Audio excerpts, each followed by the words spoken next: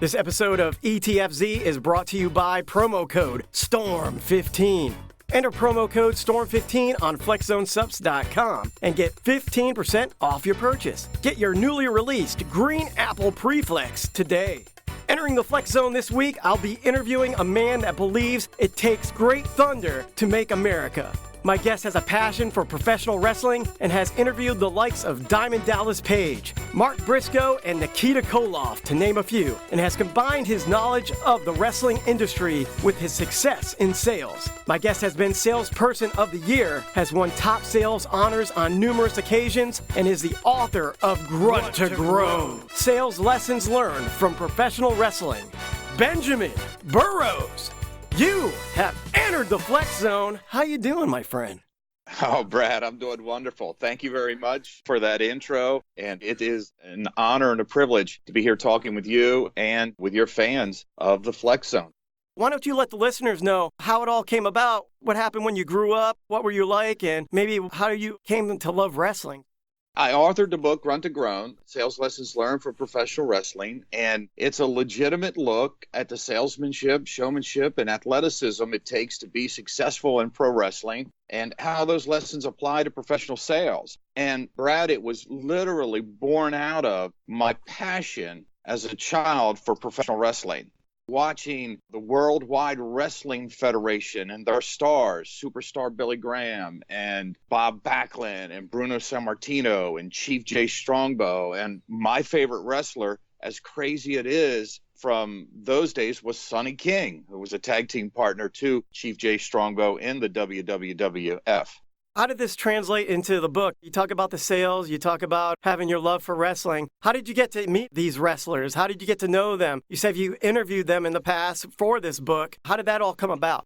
When I started putting together the idea of the book, and like most great ideas, this came quite accidentally. It wasn't something that I thought of on purpose. I was at a sales training event in Boston, and the sales trainer wanted all the sales professionals to do role play, which, by the way, most sales professionals can't stand doing role play. And they wanted us to do a sales role play. You know, how do you sell this toilet paper? How do you sell this urinal? And everyone was kind of moaning and groaning. And I said, well, look, let's do this. Let's grab some beers. Let's grab some pizza. Let's go back to the hotel. We'll see if we can't get a conference room. We'll wheel TV in, we'll watch the game, and we'll do sales role play over pizza and beer. And it was funny because all the sales professionals, after a couple beers, all gravitated to, well, let me tell you, brother, I'm going to sell you this toilet paper with my 23-inch pythons.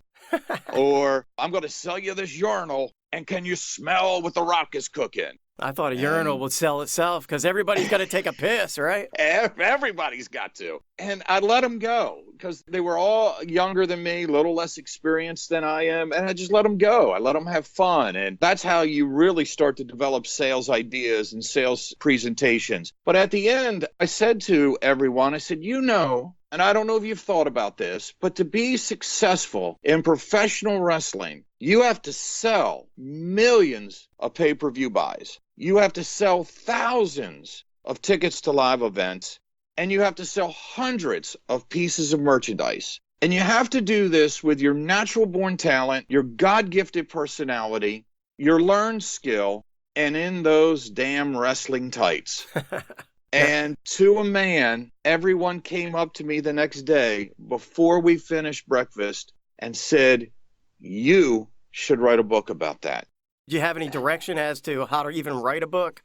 Well, I've always been a writer. I've worked on several projects through the years. Projects, some of them have been picked up by local newspapers of where I lived or local magazines. But writing a book, I've never put an outline together or structured how you would do it. So the first thing I did on the flight home was I started to lay out an outline. What would I cover? What would I say? And then started researching professional wrestlers who took their success in the ring and parlayed that into success out of the ring. So back to your original question, that's what led to interviewing Dallas Page. That's what led to interviewing Brad Kohler or Sonny, the California Girl, Nikita Koloff, Bill Apter from, the old wrestling magazines, Evan Ginsberg, the associate producer of the movie The Wrestler. I started looking for professional wrestlers who were successful in their sales or business careers. And then in today's world, I used a lot of the digital platforms, LinkedIn being the primary one of connecting with the wrestlers and just asking, would you talk with me? I wanted to ask you, how receptive were they to you? Because we talked about, you could hit them up on Facebook, but they might think that you're just a mark or a fan. But you go to LinkedIn and they treated you like you were a business professional, correct? The request for the interview was treated by all of them very professionally and like a business request. The interview, on the other hand, most of the wrestlers were very apprehensive. They thought, is this just a mark trying to gain intel of what it was like to be a professional wrestler back in my days in the ring? And I had legitimate questions, legitimate business questions. I did research on where they are in their sales career. When I interviewed Rickey Santana, 14 years in the automotive industry with the same dealership in one of the most competitive sales verticals in the world. And when I started asking questions, aside from the in-ring, how did you make it in professional sales in this competitive field? The tone changed completely. They realized this wasn't a cartoon, this wasn't a caricature, this was a legitimate look at how they took what they did in the ring and parlayed that into sales. Were you always a salesman at heart? How did you get involved in sales from the get-go? That's a very interesting question, and I address this in the book. I believe in my heart that every human on the planet is born with the natural talent of sales. Now, whether you develop that talent or not, that's entirely up to you. But you think about when you're a child and you're hungry, you have to sell your parents on the fact that you're hungry. Right. If you want a toy, you want that video game. You're trying to convince them, hey, Mom, Dad, I want that video game. Get it for me. And I use an example of my grandson. We call him the Skull Crusher. Okay, that's his wrestling name. And he is into wrestling. He loves wrestling. So for Christmas, when he was 7, he asked Mom and Dad for one of the new PlayStations. And they told him, you're not responsible enough. We don't think you're old enough for that gaming system. So he thought about that. It milled around in his brain. And the Skull Crusher is a thinker. You can tell when his wheels are turning. So his birthday is in August, going to turn 8. So he goes to Mom and Dad 3 months after Christmas, and he says, I really want that gaming system. And they said, well, we told you for Christmas, we're not going to give you the gaming system because we don't think you're old enough. And he said, no, I'm not asking for you to give that to me. I want to earn the money to buy it myself and give this to me as a gift. Ah, ding, ding, ding. Let me tell you, my son and my daughter-in-law rolled over. Of course, he had a little support. His 19-year-old brother got caught speeding, showing how irresponsible he is. He'd ran a stop sign, showing how irresponsible he is, and got caught texting on the phone. So the Skull Crusher's like, well, T is not that responsible, and you guys are giving him a car. So the long and short of the story is all the chores that he did for free, they started paying him for. And he raised enough money to buy his gaming system. Of course, Mom and Dad paid for it through the chore money, and they agreed to pay for half. But he used his natural-born sales talent to sell. And I think we're all born with that. Well, the thing is, we might be born with that talent, but a lot of people and a lot of young people nowadays, they don't understand how to deal with rejection. Sales isn't for the timid of heart. Rejections are part of the business. How do you overcome rejections and turn them into a sales opportunity while combining the methods of professional wrestling? On rejection or in professional sales, as in professional wrestling, you have to separate what's professional and what's personal. If somebody rejects you in a professional capacity, it's not personal. And too many times, sales professionals that suffer through rejection, they look at it through a personal lens. As a matter of fact, there are some trainers I've sat under that suggest you start to do the is-its. Is it me? Is it the clothes I'm wearing? Is it the way I talk? It's not that personal. This is about business. And it's just like a professional wrestler. When they're in their character, that character may be a branch or an offshoot of who they are outside the ring. But inside the ring, it's all business. And that's one thing, talking with every professional wrestler and everyone in the industry that I spoke with, they said there is a fine line that you have to walk on. It's professional, it's not personal. Right. And even though interviewing the progressive liberal, Daniel Richards, when I interviewed him, he's a liberal. That's his political belief. And his in-ring character is an extension of who he is personally. But when he's in the ring, it's professional. It's not personal. And you can't take that rejection personally. Now, what would you tell someone that is just getting their feet wet in sales? What advice would you give them? Be you. In this book, I outlined the greatest lesson that I learned in writing through this whole book was a theory of what I call personal sales. And in personal sales, every experience, every life lesson, everything that you've learned makes you the difference in the sale. It makes you different. It's something that your competition cannot compete against. You may both be selling urinals. You both may have great urinals. What's the difference? What's the factor? You. That makes sense. As far as dealing with pressure and meeting quotas, sales is a high-pressure environment. How do you deal with the pressure, and how do you combine that with the philosophies of wrestling? You have to constantly speak to yourself positively, because you get a lot of quotas. In my current sales position, and I'm not a sales trainer or a sales consultant that travels the country in a jet living the high life. Every day, Brad, I have to get up and I have to go out and sell. This past year, I increased sales for the company that I'm working for in double digits, and still was asked to increase in 2018 sales by 16.5%. Now, I've seen some of my peers start to get a little down about that. To me, you have to embrace it in a positive way. And I wrote about this in chapter 2 of the book, about how positive professional wrestlers are when they're cutting promos. They have to be, because they're selling themselves. They're selling the event. The master of this, I believe, was the American Dream, Dusty Rhodes. And, of course, Diamond Dallas Page. And I took a book out of Bret the Hitman Hart. When you wake up every day in sales and you make 5 sales calls and you're going for the close of 5 sales calls, there's a good chance you are going to get rejected in 3 out of those 5. And how do you rebound from that? Well, what did Bret the Hitman Hart say? I'm the best there is. I'm the best there was. I'm the best there ever will be. And that's what we have to say to ourselves. We have to have the power of positive speaking to us, because it is a fact. New England Journal of Medicine reports that the top 10 professions that have the most depressed employees, professional sales is ranked number 7. You just have to remain positive. If you get into a sales situation, remain positive. The other thing is, I believe you should close all the time. So I'm still a firm believer. When the client says no, I'm closer to a yes. Every no puts me closer to a yes. So I'm constantly closing. Does that mean even if they say no that day, what do you follow up with them a week or 2 later? Or what's the strategy there? Well, it all depends on how they say no and what they say no to. And then I can go back and reformulate a strategy that says, how can I work my way into this or work my way into that? And again, using personal selling, using all of your experiences, how do you position yourself to where when they do say no, you've got a connecting factor? I have a nursing home that I call on.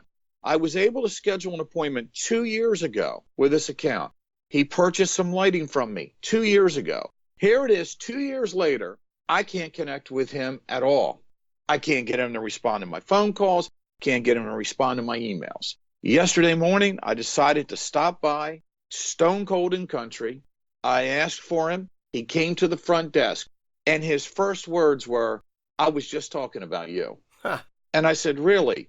And he said, "Yes." And I said, "Why were you talking about me?" "We looked up your profile on Facebook." "Okay." You stalking me? And I play music, and bass is one of the instruments I play. The band he's in is looking for a bass player, and one of his bandmates brought up, "Hey, there's this Benjamin Burrows. He's a bass player. He's looking for a bass gig." He said, "I know that guy." I walked out of there with a $6,000 order. So again, don't take it personal. Keep moving forward. Every no is closer to a yes, and just don't give up. You'll get that business. Doc, I'm not feeling good at all today. I'm lacking endurance, energy, strength, and focus. What do I need to do to get out of this funk? Well, Brad, I have the remedy for you in this 16.4-ounce bottle of FlexZone Preflex. It contains citrulline malate, beta-alanine, agmatine sulfate, and betaine anhydrous to put the pep back in your step. Wow, Doc. Thanks for the Preflex. Oh no, Brad. This is my bottle. You need to head over to FlexZoneSups.com and get your green apple Preflex there. Use promo code STORM15 and you'll get 15% off your purchase. Remember, Brad, an apple a day keeps the doctor away. Gee, Doc, I forgot all about that. I'm ordering my Preflex today. This is Scott Kent, the president and CEO of Lion Fight Muay Thai, and I've entered the Flex Zone. Now, the book, Grunt to Grown Sales Lessons Learned from Professional Wrestling, touches on some extremely recognizable characters, such as Ric Flair, Andre the Giant, Hulk Hogan, and like you said before, Bob Backlund. Obviously, there were some of the names that influenced you to write the book. Can you touch on some of those passages from your book?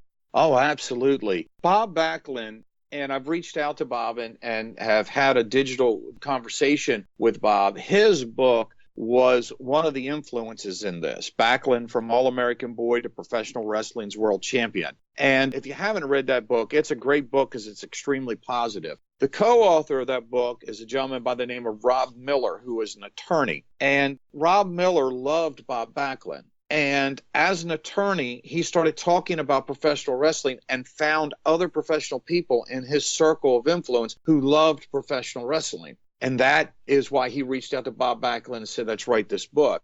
I was formulating the idea of this book. I was reading the Bob Backlund book, and my light bulb went off. If there are lawyers who were influenced by professional wrestling when they were younger, surely there are sales professionals who were as well. So Bob Backlund is instrumental in Bob Backlund always understood his role. Whether he was jerking the curtain or he was headlining the event, he understood his role. And he really, in the book, breaks down how the first match is just as important as the last match. And he even starts to talk about how maybe even that first match is more important because that's the match that takes the audience from everything they were faced with during the day and moves them into the mindset of professional wrestling, of what's about to happen. And if that opening match doesn't do that, if it doesn't take that audience from whatever troubled them during the day, then the rest of the evening, the card is a bust.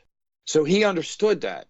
In the chapter that I highlighted him, chapter 3, entitled Jerking the Curtain, it's all about, as a sales professional, what's your role in the sales? What's your client's role in the sales? What's your competition's role in the sale? And understanding how to position those roles. You're talking about a WWE Hall of Famer who's writing that jerking the curtain is just as important as the headlining match. And others, using Ric Flair as an example, about your character. What is your character? And one of the things that you know about Ric Flair from reading his books and seeing the interviews is he embraced that character to the point of almost bankruptcy. In his book, he talks about buying Dick Murdoch and Dusty Rhodes each a pair of cowboy boots that cost $500 each. And he didn't have $100 in his pocket when he did it. But he had to be Ric Flair. To be the man, you have to beat the man. That's right. And some of the others was extremely interesting. The tag team, I talk about in chapter 4, the tag team match. I highlight the Road Warriors. And that's about really finding the right partner, the right vendor to represent as a sales professional, the right client. There are some client relationships that you as a vendor, they're just not going to work. You're not going to be able to make it happen. And you have to be smart enough not to continue to pursue that, knowing that that relationship is not going to be positive. And it's best to understand that in the very beginning in selecting the right client partner, as opposed to spending months and months and months and then finding that out after investing all that time. Any particular stories you want to share, a particular interview that really is going to touch with our listeners? Oh, absolutely. After establishing that this was legitimate and asking the business questions, then the wrestlers really started to open up about their careers and their time on the road and their contacts and their friends and their relationships, Diamond Dallas Page comes to mind. I did not know, as big of a wrestling fan as I am, that DDP and Dusty Rhodes were very good friends. And Dallas Page says in this book, if it weren't for Dusty Rhodes, there would be no Diamond Dallas Page. And they were so close that he shared with me that Dusty Rhodes had told him on several occasions, I only have 5 friends in the world and you're one of them. Wow. And then he went deeper and shared, after Dusty had passed, that Cody Rhodes had come up to him after the funeral and said, Dallas, Dusty always said, I only have 5 friends in the whole world and you're one of them. And Dallas got very emotional over that. And you could tell that this was a very, very unique kinship that these two professional wrestlers, these two men had. Rickey Santana comes to mind. Rickey Santana was telling me about the first time he had traveled to Japan to wrestle, and it was in the all-world tag team wrestling tournament. And it was a tournament to highlight Andre the Giant and Giant Baba. And in the chapter, the Battle Royal, which is chapter 5, I highlight Andre the Giant and how he is the king of the Battle Royals and how he eliminated his competition. And as a sales professional, how could you learn from Andre the Giant to eliminate your competition? And Rickey Santana is in the automotive industry, one of the most demanding and competitive sales verticals in the world. But I asked him, I said, did you ever cross paths with Andre the Giant? Yes, I'm in Japan. I'm at the all-world tag team tournament. And me and Doug Furnish draw Andre the Giant, Giant Baba. In the first match. He said, I jumped in the ring, I did my thing. He said, the crowd kind of gave me a little pop, and I turned around, was doing a little pointing at Andre the Giant. When I turned back around to see Doug Furnace, not only was Doug Furnace out of the ring, Doug Furnace was off the apron, and Doug Furnace was headed toward the locker room. And he said, at that point, Andre, I turned around and Andre took his hand and put it on my head. And he said his thumb was on the back of his neck on the right side, and Andre's pinky was on the back of his neck on the left side, and his entire hand covered his head. And he said when he squeezed it, he said to me, welcome to Japan, rookie. Couldn't do that nowadays. They'd be like, oh, don't hurt me. I'm going to sue you. Is there anything you would have done differently in sales now that you've been in it quite a bit of time? I opened a business in 2015, a consulting agency to help manufacturers enter the selling space of the federal government. And I spent 20 years with a manufacturer doing that. I wish I would have opened that business sooner. That is the one thing, because, and sales professionals out there will attest to this, as you get older, no matter how successful you are, the new American sales business model is that they replace you. And a company I was with for 20 years eliminated my position 4 weeks before Christmas in 2015 and 8 weeks before I turned 55. And I wish I would have started the business earlier. That's the one and only regret that I have. And the business is going very well, as is my day-to-day job. If I had any advice for anyone who is older in their sales career, start to look for ways that you can start doing a little consulting. You have many, many years of experience that needs to be passed on to a younger generation. So start now. What do you want your readers to take from the book once they have completed it? One, that I wasn't entirely crazy combining professional wrestling with professional sales.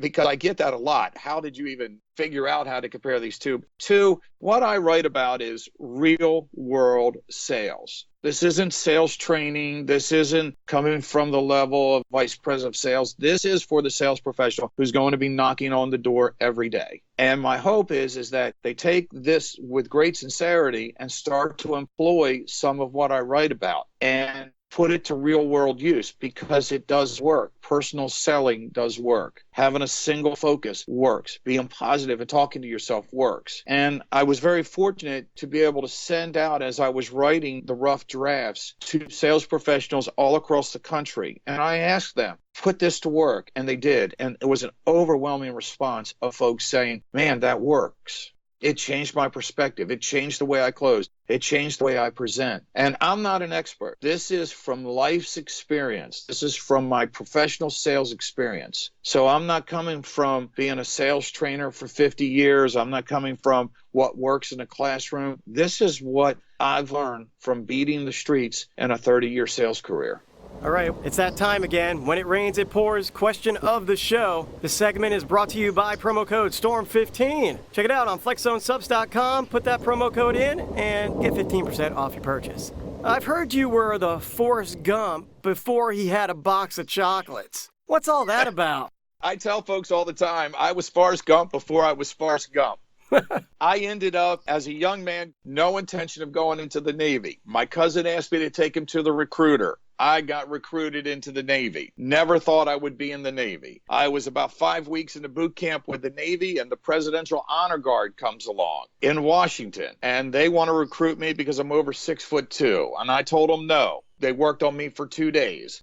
They finally said, hey, you know, the women outnumber the men in Washington 12-1. I said, okay, where do I sign? With those odds, I got a chance. So here I am, a long-haired kid with no intention to go in the Navy, no intention of doing anything but riding at the bottom of the ship. Now I'm in the Presidential Honor Guard, where I'm part of President Ronald Reagan's inauguration team. I'm part of the welcoming committee home for the Iran hostages. I'm part of the burial committee for General Omar Bradley, the last 5-star general. And on top of that, there was a Playboy model who was stationed in D.C. because she was being court-martialed. I'm not going to mention her name because I am somewhat of a gentleman. And I ended up dating her on 2 dates. And it was crazy because who is this long-haired guy who came out of Newark, Delaware, who ends up in the Navy and ends up in the Honor Guard, ends up dating a Playboy model? Same thing happened when I ended up at the NBC radio network in the mutual broadcasting system.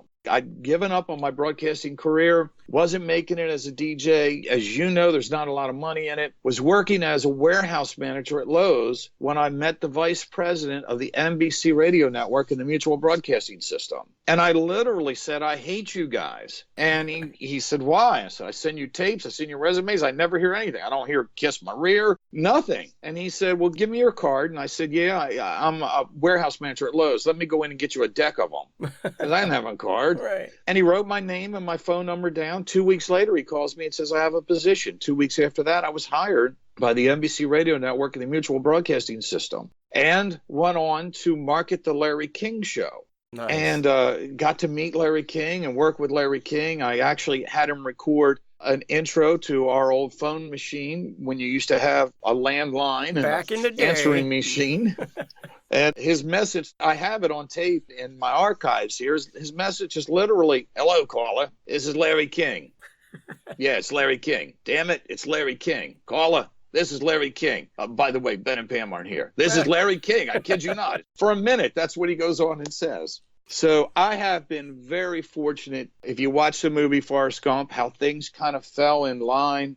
And that's been the story of my life. Even writing this project, that I could have interviewed WWE Hall of Famer and 3-time world champion in Diamond Dallas Page, or a Nikita Koloff, or a Sonny the California Girl, or the Briscoe brothers, or my hero, Bill Apter. Who would have ever thought that? Life is like a box of chocolates.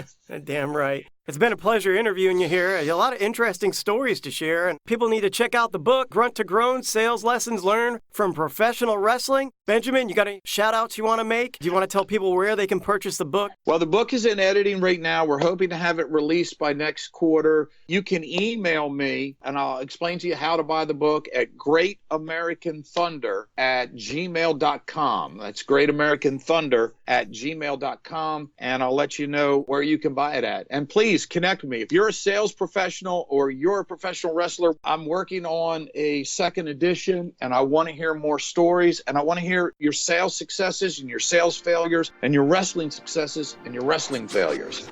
All right, Flex Zone fanatics, that's a wrap. I want to thank Benjamin Burrows for coming on the show. If you guys want a copy of the book or you want to reach out to Benjamin Burrows, all you have to do is shoot him an email at greatamericanthunder@gmail.com.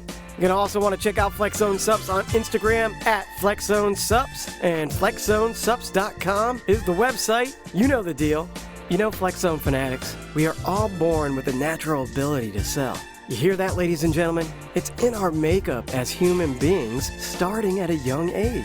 The personal sale is what makes you stand out from the rest of your opponents in the ring.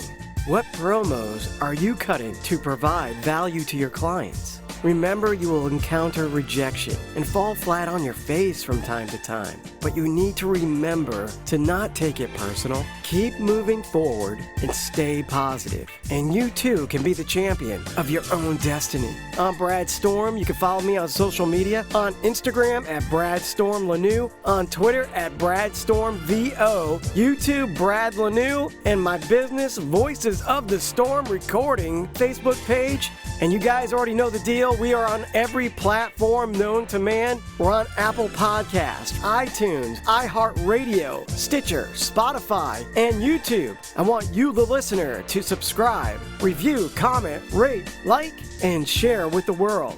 Gonna read a review from Joe B. Boone on iTunes. Enter the Flex Zone is an all-around great show. The host is top-notch with questions that really matter. The guests on the show are very high quality with insight in the entrepreneurial and fitness worlds. I look forward to next week's show.